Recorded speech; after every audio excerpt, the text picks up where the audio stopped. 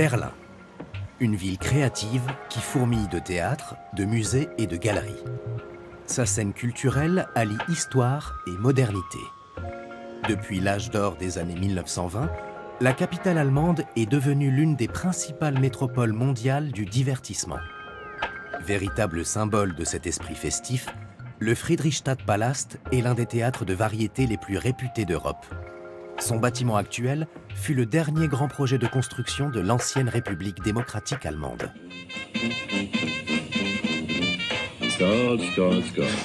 Sie waren immer dabei. En plus d'un siècle d'existence, cet établissement mythique a surmonté bien des épreuves et traversé les époques, des années 1920 au régime socialiste est-allemand en passant par la Seconde Guerre mondiale. Aujourd'hui, il est à la pointe de la technologie et abrite la plus grande scène au monde d'une surface de près de 3000 mètres carrés.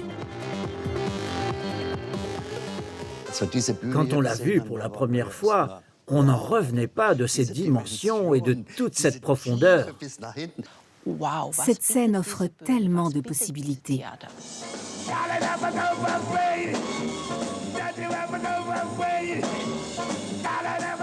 Des célébrités internationales comme Louis Armstrong se sont produites au Friedrichstadtpalast. Avec un budget de 14 millions d'euros et plus de 500 costumes dessinés par le créateur Jean-Paul Gaultier, la revue actuellement à l'affiche, intitulée Falling in Love, est la plus grosse production de l'histoire de l'institution berlinoise.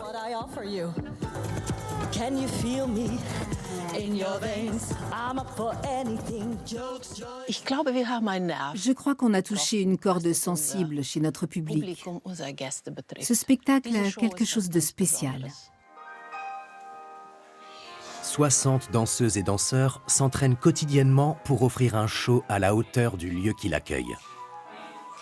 Mateus da Silva Souza fait partie de la troupe. Ce qui me fascine le plus dans ce théâtre, c'est que c'est un pur lieu de divertissement. On vit une époque tourmentée et on fait tout notre possible pour offrir au public ce qu'il vient chercher ici. C'est ce qui compte pour moi. Ça passe par les costumes, la danse, la musique, les acrobaties et les jeux d'eau. C'est dingue. La directrice de ballet Alexandra Georgieva et son équipe enseignent la danse classique à leurs recrues.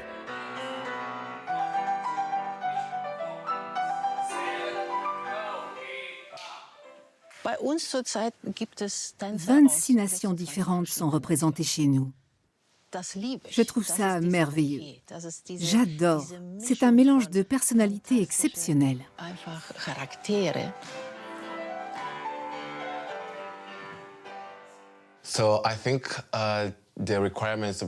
Pour danser au Friedrichstadtpalast, il faut du talent, de la force et de l'endurance, et être capable de tout donner à chaque représentation. Les membres de la compagnie sont triés sur le volet. Soir après soir, ils doivent livrer une performance impeccable.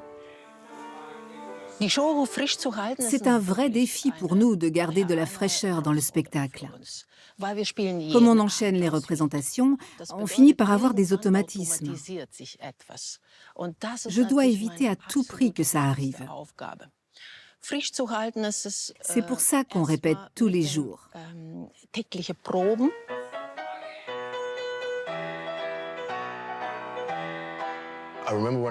Quand j'étais petit, je rêvais de faire ce métier. Aujourd'hui, j'ai la chance de danser sur scène 6 à 8 fois par semaine.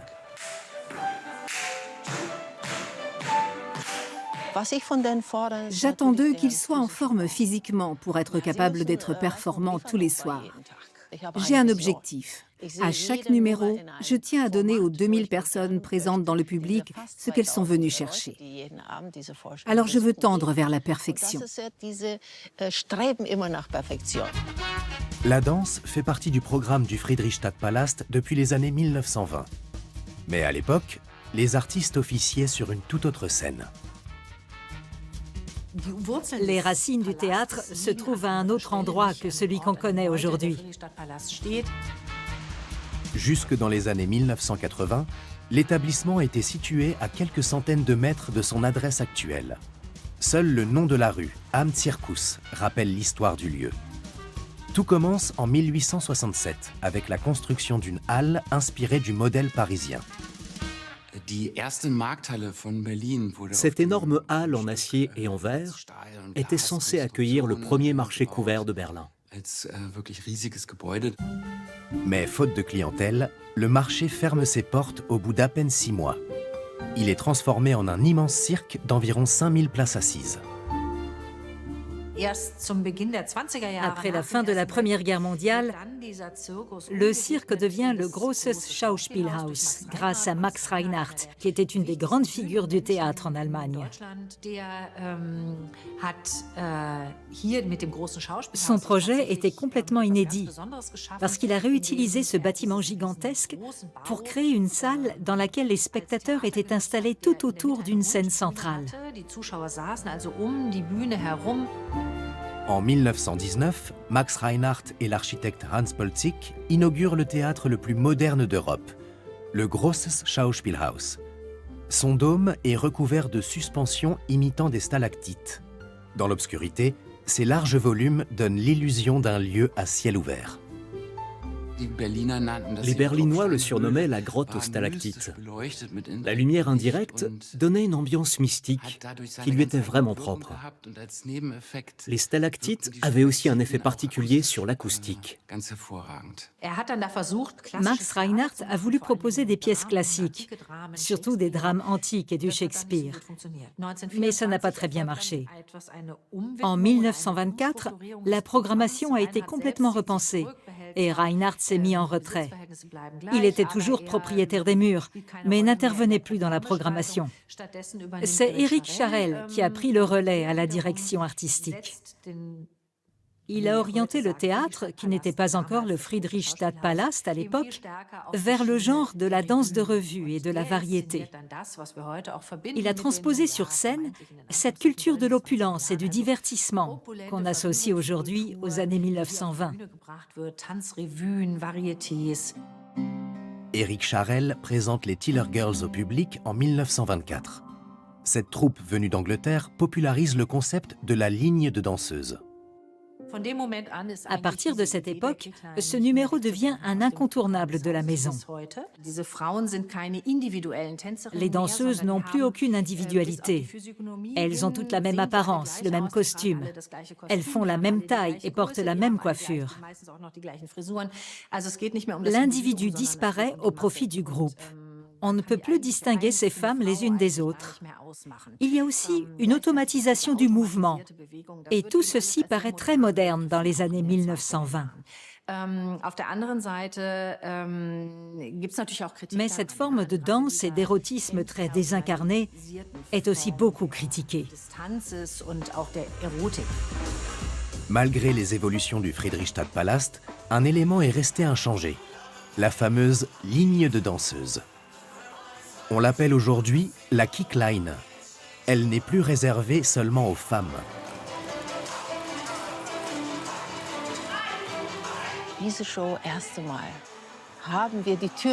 Avec ce spectacle, on a voulu rompre avec la tradition. Ça nous semblait important d'ouvrir la porte aux personnes gender-fluides pour la toute première fois. Ça a très bien fonctionné, alors qu'au début, je me demandais si c'était seulement possible. Je suis très contente qu'on l'ait fait parce que ça correspond à l'époque d'aujourd'hui.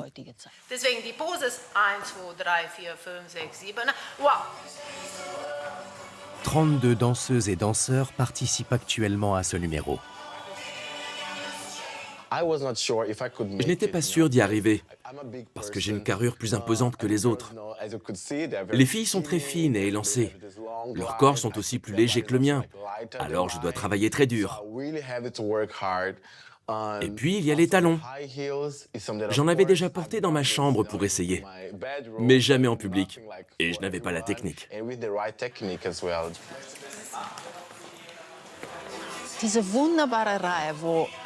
Cette magnifique rangée de corps parfaitement alignés Et ses jambes qui se lèvent dans une uniformité presque militaire. C'est magique, vraiment magique. Les spectacles de revue et d'opérette du Großes Schauspielhaus sont de véritables succès, jusqu'à l'arrivée au pouvoir du national-socialisme. Ce changement de régime politique bouleverse le fonctionnement de l'établissement. Il devient la propriété du gouvernement. On peut dire qu'il est arianisé.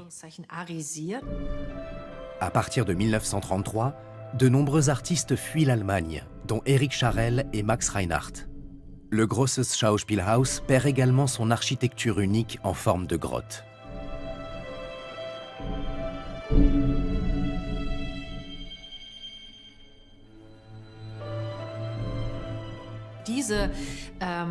Cette structure très moderne est immédiatement démontée.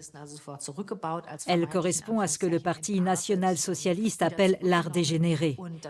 Le bâtiment est complètement repensé. Pendant les dernières années de la guerre, Berlin est en ruine et le théâtre est partiellement détruit. Il rouvre ses portes en 1945, sous le nom de Variété der 3000. 2 ans plus tard, il est définitivement baptisé Friedrichstadtpalast. Il est alors dirigé par l'État socialiste est-allemand. À la construction du mur, Berlin-Est se retrouve totalement coupé de l'autre partie de la capitale. Les artistes de l'Ouest ne viennent plus au Friedrichstadtpalast. Mais dans les années 1960, les tensions de la guerre froide s'apaisent et des vedettes occidentales traversent à nouveau le rideau de fer. So begrüßte Berlin gestern Nacht Ella Fitzgerald, die First Lady of Jazz. Zum ersten Mal war die Künstlerin zu einem Gastspiel in die Deutsche Demokratische Republik gekommen. Le Friedrichstadtpalast accueille aussi la star mondiale Joséphine Baker. J'étais au tout début de ma carrière quand elle est venue. À l'époque, c'était la danseuse de revue la plus célèbre de Paris. On avait tous hâte de savoir comment elle était. On nous a fait rester au théâtre après le spectacle pour une répétition nocturne. Elle est arrivée en toute simplicité. Elle portait une jupe de laine et un bonnet. On a répété avec elle jusqu'à 3 heures du matin. La première représentation avait lieu le lendemain après-midi, puis on rejouait le soir et on recommençait le jour d'après. Les hommes sortaient de la fosse d'orchestre en formant une diagonale et elle apparaissait au bout. C'était un moment inoubliable, avec une femme inoubliable. On a enchaîné les standing ovations. C'est mon plus beau souvenir d'avoir partagé la scène avec une aussi grande star. Wolfgang Stiebritz a passé 40 ans de sa vie au Friedrichstadtpalast. Il fut d'abord danseur soliste, puis directeur de ballet adjoint.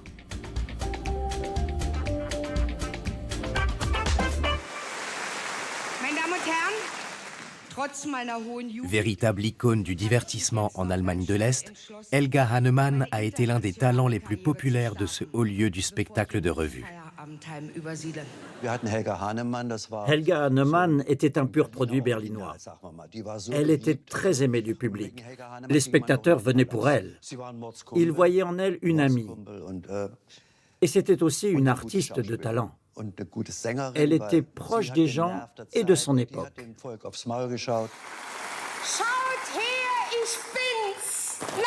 À la fois comédienne, chanteuse et danseuse, elle apparaît régulièrement dans une émission de variété culte de la RDA, Ein Kessel Buntes. Darf ich Ihnen trotzdem schönen Abend wünschen, auch wenn ich noch nicht ganz trocken hinter den Ohren bin? À partir de 1972, l'émission est principalement enregistrée au Friedrichstadtpalast et des artistes internationaux s'y succèdent. De nos jours, l'établissement accueille des événements culturels majeurs, comme la Berlinale ou encore le Deutscher Filmpreis. Au fil des années, l'offre de divertissement s'est développée et a évolué avec son temps. Aujourd'hui, la scène du théâtre est plus grande et plus élaborée que jamais. La quasi-totalité des décors, costumes et accessoires sont confectionnés sur place. De nombreux savoir-faire sont réunis en coulisses. Au total, près de 300 artisans œuvrent pour que tout soit prêt à chaque levée de rideau.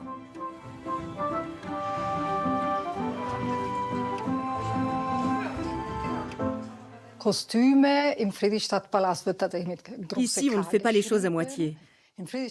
Les tenues de nos artistes peuvent être très extravagantes. La plupart ont une durée de vie de 2 ans. Les couturières de l'atelier contrôlent régulièrement l'état des vêtements et les réparent si nécessaire. Je vois tout de suite s'il manque un strass ou si une couture est en mauvais état. Ça peut arriver que les costumes soient abîmés à cause de la transpiration des danseurs et des acrobates. Dans ma tête, j'ai une liste des points à passer en revue.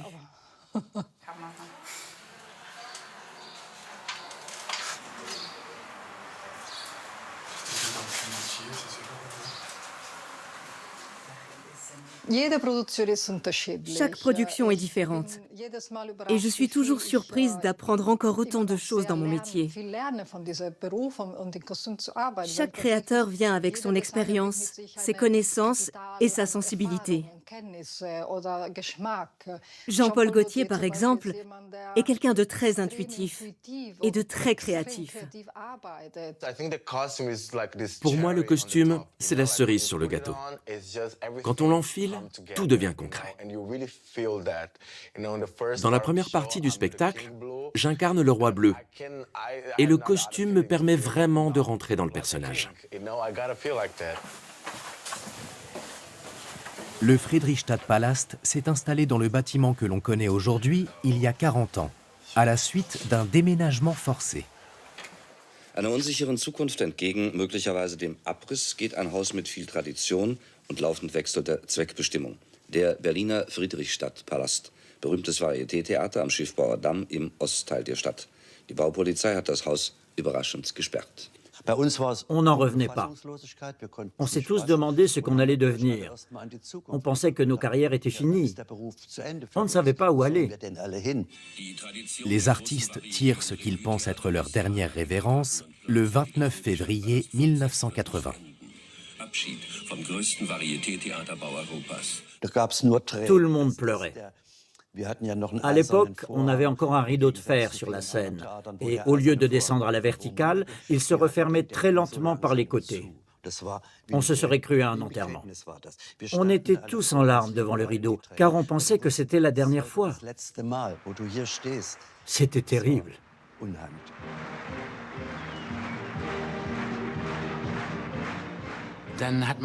Il a fallu chercher un nouveau terrain, car l'idée était de construire un édifice spectaculaire. Et un emplacement a été trouvé sur la Friedrichstrasse, au coin de la Reinhardtstrasse. Après presque 3 ans de travaux, le Friedrichstadtpalast rouvre au public le 27 avril 1984. Ce monument en béton armé de 80 mètres de large, 110 mètres de long et 32 mètres de haut est classé au patrimoine national depuis 2020. Son intérieur rend hommage à l'ancien théâtre. Des lustres en verre laiteux rappellent la grotte aux stalactites des années 1920. La salle de spectacle compte 1899 sièges. Elle est immense. Et avec ses 3000 mètres carrés, la scène fait presque la moitié d'un terrain de foot. Le nouveau bâtiment dispose de moyens techniques colossaux. Une plateforme mobile permet de laisser place à une patinoire ou à un bassin d'une capacité de 160 000 litres.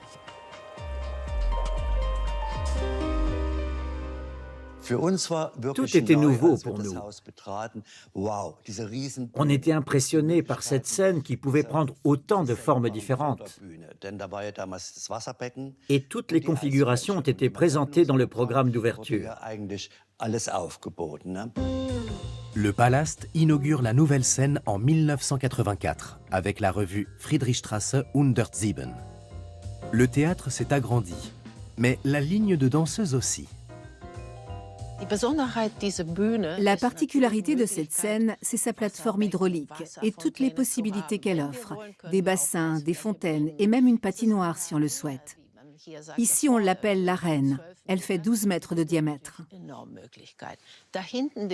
Et derrière elle, il y a un espace qui permet d'avoir une scène de 60 mètres de profondeur et de créer des magnifiques décors futuristes qui émerveillent le public. Le Friedrichstadtpalast connaît un succès sans précédent et bat aujourd'hui des records de fréquentation avec environ 700 000 spectateurs par an. J'ai dansé sur ces planches pendant 18 ans. Ça a été un véritable cadeau. Danser sur cette scène et pouvoir présenter autant de styles différents en un seul spectacle, c'était une opportunité unique. La production actuellement à l'affiche compte environ 4500 ambiances lumineuses. Des capteurs intégrés au costume permettent de suivre automatiquement les mouvements des danseurs. Pour que tout se déroule sans accroc, la régie technique et les artistes doivent faire preuve d'une extrême concentration. On doit assurer le show. Il faut se donner à fond. Et pour ça, j'ai besoin de me recentrer sur moi, de faire le point sur mes intentions et mes objectifs. Je viens du Brésil. Le chemin jusqu'ici a été long. Et le chemin a été long jusqu'à ce que je décroche ce travail. Alors à chaque fois, je dois me rappeler que je suis fait pour ça et que c'est ça que je veux faire. Je ne laisse aucune autre pensée me distraire parce que j'ai une responsabilité envers le public qui est venu voir le spectacle. Cette sensation d'ivresse quand on se fait ovationner par près de 2000 personnes à la fin d'une prestation. Que ce soit en groupe ou en tant que soliste, comme je l'ai fait pendant 10 ans. C'est indescriptible. C'est presque comme une drogue. En coulisses, les danseuses et danseurs se préparent à monter sur scène.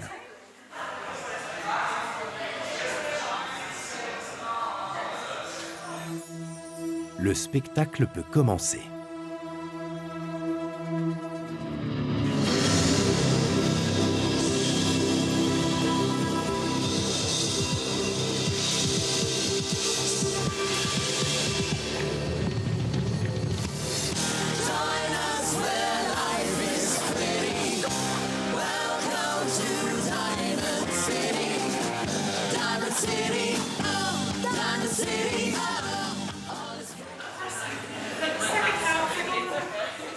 Les artistes n'ont généralement que quelques minutes pour se changer entre les numéros.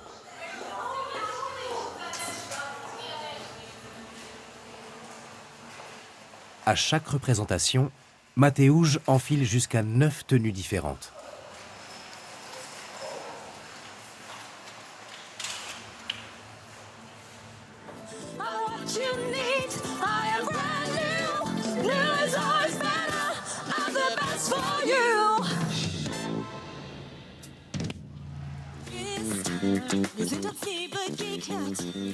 À travers ses chorégraphies et ses costumes, le Friedrichstadtpalast veut renvoyer une image de diversité.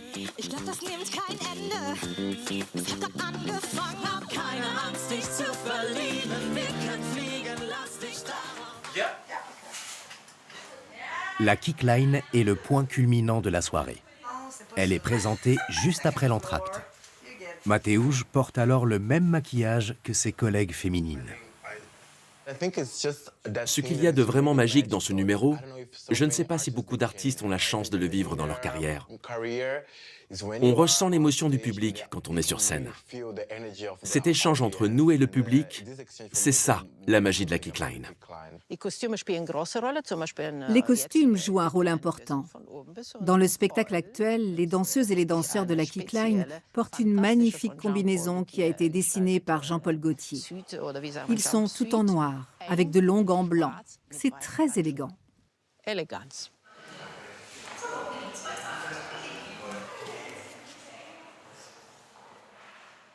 Le moment est venu pour Mateusz et le reste de la troupe de présenter le numéro emblématique de l'institution berlinoise.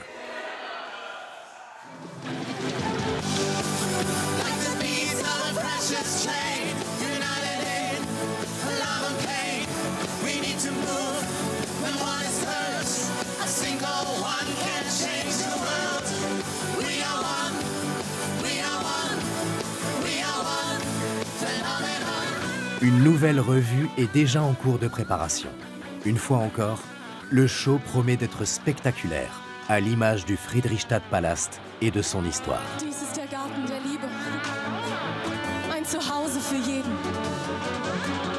Tränen werden trocknen und wir fangen an zu leben. Wir feiern eine Welt, in der sich jede Farbe zeigt. Und wir fühlen uns wie Menschen unserer Zeit.